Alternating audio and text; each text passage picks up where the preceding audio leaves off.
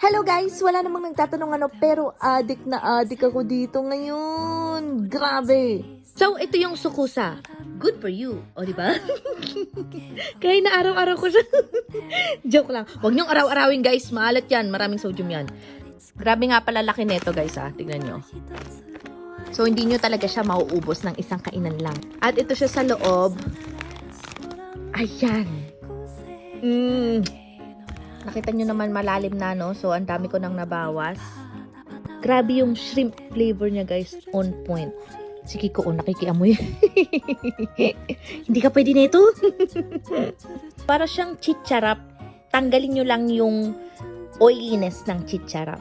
So, kung meron dyan sa inyong mga lugar, guys, itry nyo na. Bawal sa doggies. Thank you so much for watching. Hope you enjoyed this mini vlog. Bye!